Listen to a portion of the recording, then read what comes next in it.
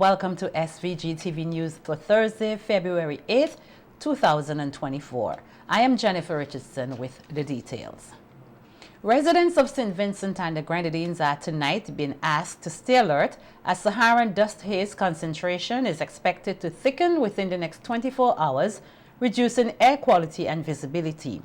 This advice comes from the SVG Meteorological Services, which in its 72 hours weather outlook says that in addition, unstable conditions associated with a squall line, a line of active thunderstorms, west of the islands could contribute to cloudy skies and trigger occasional showers late Thursday into early Friday and along Saturday. The outlook says moderate to fresh east-southeasterly trades will continue to cross the islands before becoming northeasterly to easterly from Friday to Saturday. On Sunday, a slight increase is anticipated. According to the Met Services, the sea conditions are expected to be moderate in open waters, but could occasionally become moderate to rough during the forecast period, with swells ranging between 1.5 meters and 2 meters on western coasts and between 1.8 and 2.7 meters on eastern coast. Northwesterly swells are also expected to begin affecting the western coast, with the possibility for rip currents and breaking waves. Wave action near the shoreline within the next few days. Small craft operators and seabathers are therefore asked to exercise extreme caution for above normal sea swells and the expected marine condition. The Ministry of Health, Wellness and the Environment is continuing to keep a close watch on the health of Vincentians with a number of respiratory illnesses in circulation. On NBC Radio yesterday, Medical Officer of Health Dr. Roger Duncan said they are monitoring the situation closely, noting that the country has the capacity to test for several of these illnesses. Dr. Duncan is also advising members of the public to pay careful attention to other ailments, including dengue fever, chikungunya, and the Zika virus. He said that they are also remaining vigilant with a notable rise in cases of dengue fever in some neighboring countries. We continue to monitor, and the great news, like for instance, we could test locally for COVID, influenza A, and influenza B. We could test for those locally. For influenza, we could do our own sequencing. So even if we test for influenza, we could tell you which strain it is, if it's A or if it's B, and if it's A, we could tell you if it's H1N1 in the case of swine flu or if it's another disease. Having spoken about the respiratory viruses and what we need to bear in mind, that's on the one hand. On the other hand, we have the arboviruses here, and these are the viruses that are responsible for causing diseases like dengue, chikungunya, and Zika.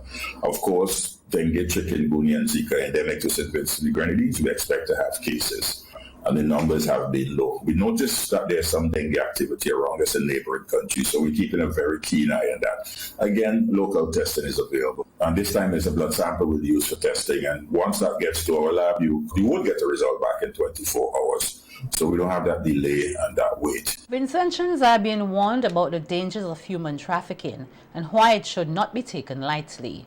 The issue was being discussed on NBC Radio's Let's Face It program. Jamaican social worker and founder of Pursuit International, Stacey Ann Smith, who was on the program, said the human trafficking industry makes $150 billion annually, with women and children the most vulnerable in Latin America and the Caribbean region. Women and children are predominant in the area of sex trafficking, and then the males in the area of forced labor. And contrary to popular belief, forced labor actually is happening more than the commercial sex industry. Yet definitely persons are trafficked for organ harvesting and also for forced marriage. And also in war-ridden or war-torn countries, lots of children, male children, are trafficked to be a part of armies to help with the fights that are happening in the area. So that's an older form of human trafficking. Matter of fact, worldwide it's estimated there are about 20.9 million to 45.8, depending on which statistic you're looking at, people that are held in slavery today. Matter of fact, some people are saying it's more than what happened during the transatlantic slave trade, and when African Americans were trafficked. It's more than that. Yes. Time period. The social worker said one of the myths about human trafficking is that a person has to be moved, However, Smith said this is not always the case, as persons, including children, can be trafficked in the form of cyber trafficking. So young people right now are very big in sending pictures and sending images, and it's increasingly, alarmingly increasing that young people are more willing to send pictures of themselves in compromising positions or not fully clad. Now, trafficker, when they get access to this image, will then begin to exploit the child. How? By demanding the child send more pictures and more illicit images of themselves. There's a threat of exposing them if they don't, posting their picture online so others can see. There have been cases of persons actually committing suicide because traffickers have gotten hold of them, male and female, forcing them to send images of themselves to trafficker, who then is using the images for their benefit. Besides, of course, the loneliness that comes from being trafficked, there's physical injury and illness that can happen, or even death, whether from the harsh working conditions or limited access to services. So if you are being held against your will, and they're not going to take you to the doctor regularly to get checks. Now, some of them do, which is why some countries train frontline workers to be able to spot signs in hospitals, at the dentist, in the hotels. Nurses are being trained so they can spot these signs if the trafficker does take their victim there. But usually, they're not taking them to get medical checkups. So because of harsh working conditions and limited access to service, physical injury, illness, and death is very high. Jamaican human trafficking survivor Beverly Walters, who was also on the program virtually, shared her story on how she was exploited into human trafficking within the sex industry. Walters said that at the age of 18 years, she was desperate for work and being misled by the little to no experience needed and an overpriced paying job in the classified section of a local newspaper. So I remember when I bought the Sunday Gleaner, that Sunday, I was so desperate to get a job because I was young, I need money, I need to take care of myself. So I remember in the Gleaner, they are crying out for different type of workers like masseuses, like bartenders. So masseuses are persons that would work into a private home or private space to give like somebody massage. So I called in for the masseuse job because it put out like things like we need like attractive, open-minded young ladies, and I know I fit those criteria, so I called in and I got the job so easy. And this is where I was ended up in human trafficking because persons put these advertisements in the Gleaner to get like young people attention to call in, because once you're desperate for a job, once you know that you fit those criteria, then you're going to call in for the job. And that is how I ended up in human trafficking. Okay, so when I get the job, I didn't know what to expect because as I said, I was so desperate for the job because they were calling for attractive young ladies, and then they put like a figure amount of money that you can earn. So that is what really get my attention. So when they called in, this is where I got caught in human trafficking, because human trafficking is like when you're forced against your will.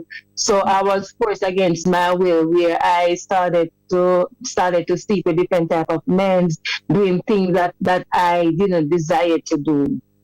So these persons will work behind closed doors. They will collect money from men that came in to sell it to these men. This is where I was able to trap in sex trafficking. According to the United Nations, human trafficking is a global business that trades in people and exploits them for profit. It notes that people of all genders, ages, backgrounds can become victims of human trafficking. Pastor and chaplain for the Royal St. Vincent and the Grenadines Police Force, Adolphus Isaacs, has pointed to the very important role they play by providing confidential support in several key areas of law enforcement and the communities they serve. On the COP Chat program on WeFM discussing the police chaplaincy, holistic spiritual guidance, counseling, and pastoral care for law enforcement officers and their families, Pastor Isaac said He firmly believes that many of the perpetrators of heinous crimes have a spiritual nature within.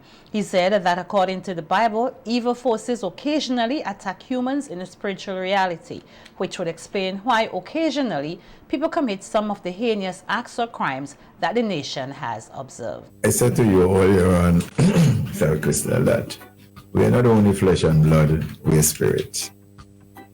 And when you look at a person, well, of course, in our case, members of the cloth, we can know that somebody has a spiritual need.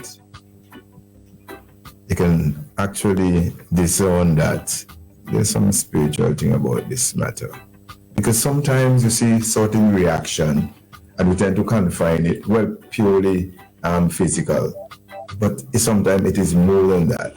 Because mark you, based on the Bible, the forces of evil in the spiritual realm sometimes attack human beings. And that is why sometimes we do some of the uncanny things that we do in our country. And you two folks be talking about them. The spirit of murder that we have been having. I am of the strong opinion that a lot of these perpetrators are of a spiritual nature. They drive into a particular, they're simply outside of the natural human realm, and a force behind them driving them into that area. So yes, to answer your question from this standpoint, you can know the difference. So people like us who are involved in spiritual counseling and spiritual can see where there's a spiritual need as opposed to something that is natural. As it relates to police chaplaincy, counseling, and pastoral care, Pastor Isaac said confidentiality is a valuable asset which must be upheld by all law enforcement officers who must also work together in carrying out their duties. He noted that division can have a negative impact on the organization when officers are not functioning well. There are times you will have officers who are hurting in particular areas and they're not comfortable in divulging that hurt to a police officer. Or sometimes to the person who is directly supervising in the case of police.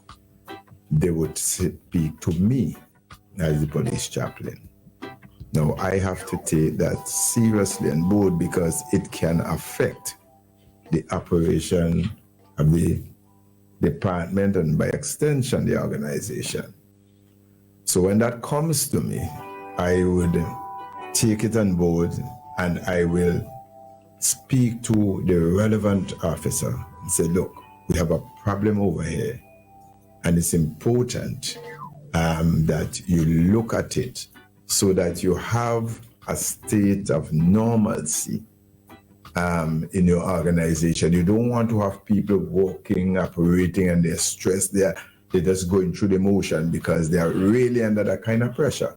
So once that comes to you and you're sensitive to it, it is important that we nip it in the bud so that you can have normalcy restored in that particular area. So in more police news, the Major Crime Unit, MCU, of the Royal St. Vincent and the Grenadines Police Force has launched an investigation into a shooting incident last night, which resulted in the death of Khalik Rock, a 27-year-old laborer of Green Hill. The police say preliminary investigations revealed that at about 7:28 p.m. on Wednesday, February 7th, 2024 in Green Hill, Rock was socializing with a group of friends in front of his house when two assailants with guns approached and fired several shots at them. Rock was shot multiple times about his body and was later pronounced dead by a medical practitioner at the scene. The police say the crime scene was processed by the crime scene unit and items of evidential value were collected. A post-mortem examination is expected to be carried out on the body to ascertain the exact cause of death. The RSVG police force extends condolences to all who are negatively affected by the incident and is encouraging anyone with information that can assist with the investigation to contact the Major Crime Unit at 1-784-457-1211. That's 784-457-1211, extension 4816. The police emergency lines at 911 or 999 or any police station or police officer you are comfortable speaking with. The police say any information received will be treated confidentially. Meanwhile, Barrington Harris, a 55-year-old water taxi operator of Hamilton Beckway, has been arrested and charged with the offenses of possession of a controlled drug and possession of a controlled drug for the purpose of drug trafficking. The charges were laid against the defendant on Wednesday, the 6th February 2024 at the Port Elizabeth police station. The police say Harris was a passenger on one of the ferry boats that traveled from St. Vincent to Beckway, and on arrival at Port Elizabeth Wharf, a police officer on duty requested a search of the defendant's person. He agreed and said to the officer, "Officer, I have a piece of weed on me." Harris was cautioned by the officer, arrested on suspicion of possession of a controlled drug, and taken to the Port Elizabeth police station. A thorough search was conducted on the defendant, and the drug was found in a backpack he was wearing. The drug was weighed and amounted to 313 grams. Harris appeared before the Kingston Magistrate Court on Wednesday, the 7th February 2024, and pleaded guilty to the charges. He was fined $500 EC forthwith, or 3 months imprisonment for drug trafficking. He paid the fine and was reprimanded and discharged for possession of a controlled drug. The Carnival Development Corporation has embarked on a series of marketing and promotional activities for Vincy Mas in Trinidad during the peak period of their carnival celebrations for 2024. A news release from the organization says Esworth Ezzy Roberts, marketing coordinator, and Rodney Small, president of the Yulupan movement, are the two main persons who are representing the CDC in this venture. The CDC says to kickstart the campaign, an interview will be done on the Breaking Dawn morning program on Friday the 9th of February. Other interviews would be done on various radio and television stations in Trinidad, and a Vincy Mas booth would be in operation at the Brunch on Soca event, where Vincy Mas branded paraphernalia would be distributed and set up at the venue. According to the CDC, this event will be hosted for the second time in Trinidad and is scheduled to take place on Sunday the 11th February in Chaguaramas. And it extends gratitude to Hover's marketing team for allowing them to promote the Vincy Mas brand at their event. The CDC says on Carnival Monday and Tuesday, February 12th and 13th, a Vincy Mas branded cabana will be erected outside SVG-TV's compound on Area Peter Avenue in the area popularly known as the Synergy Stage.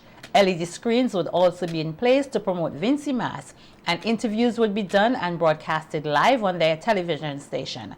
The CDC says persons who visit the cabana would be given Vincy Mas paraphernalia. They'd be able to scan and use the Vincy Mas QR code, which would grant them access to Vincy Mas website, Facebook, and Instagram pages. Also, the CDC says promotions for the ICC World Cup Cricket will be done since it will be taking place in St. Vincent during the month of June, and the aim is to get visitors to come and stay over for Vincy Mas. Other activities that would be done as part of the marketing and promotion campaign for Vincy Mas in Trinidad are publications of an article each in the Guardian newspaper and on the Loop Titi news vlog. According to the CDC, at the end of the marketing and promotion campaign in Trinidad, 2 half-hour Vincy Mas sponsored carnival coverage videos would be released. It says a new Vincy Mas television commercial was created and is currently on rotation on SVG-TV, and this will soon be on rotation on local television stations in St. Vincent and the Grenadines. Vincy Mas 2024 would commence on Friday the 28th June and culminate on Tuesday 9th July. Coordinator of the Stubbs Diamond Police Youth Club, Yolan London, says the inaugural youth symposium held last Sunday, February 3rd, was a resounding success, meeting its expectations and realizing its objectives. London expressed the belief that as community leaders, they have a responsibility to invest in the next generation and sees the symposium as a chance to do something positive for the nation's youth. And we see today's activity as an opportunity to do something not for us as coordinators or the ministry or the management of the Royal St. Vincent and the Grenadines Police Force, but for you as a young person individually, because we believe that we have our responsibility to invest in you. And it's not always about going on camps and going on tours and doing games and all of that. At the end of the day, we have a responsibility to ensure that we provide an opportunity for you so that you can develop yourself, you can develop your skills. Life is going to be tough and it's going to throw some really hard balls at you. It's going to be challenging. And when that happens, we want to ensure that we have given you the opportunity to acquire skills and experiences and knowledge and tools that can help you to navigate these challenges. You are going to make mistakes because even us as adults, we make mistakes. But what we want to do is to ensure that we give you something that when these challenges come, that you rise out of them and you are triumphant and you are victorious, and that you would not repeat the same mistake that you did before. The General Employees Cooperative Credit Union Limited, GECO, today held its 60th anniversary church service at the Kingston Baptist Church under the theme, A Gem We've Built Together. Delivering the welcoming remarks, Maxine Johnny said the service is the first event of their year-long milestone celebration. The year 2024 is the 60th anniversary of our beloved credit union. Today is indeed a proud moment, as the journey to our success was quite a feat. We have encountered many challenges and setbacks, but we weathered the storm and emerged stronger. The growth and success of GECO are attributed to the determination and contribution of diverse stakeholders. But the primary source of our success is our Almighty God. Psalms 127 says, "Except the Lord build a house, they labor in vain that built it. Except the Lord keep the city, the watchman waketh but in vain." The invocation of God's presence at the beginning of GECO's meeting and any event, it is a must at GECO. We always pray before we begin any event. Through God's favor and blessing, combined with the hard work, dedication, and confidence of our stakeholders, we build GECO together into the gem it is today. 60 years ago, we started with a membership of 20. Today, we have over 50,000 members. Our share capital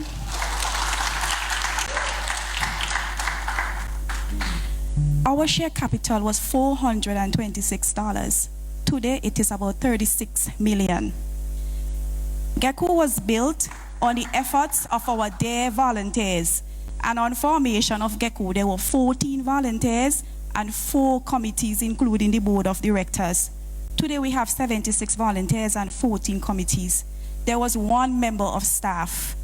And I'm proud to say we have 79 employees, 6 locations, and we can confidently say that we are a model corporate citizen who has enriched the quality of our people's life and contributed to the growth of the economy. Johnny said all GECO members who are the heartbeats of the credit union should be filled with pride celebrating its 60th anniversary and its accomplishments over the years.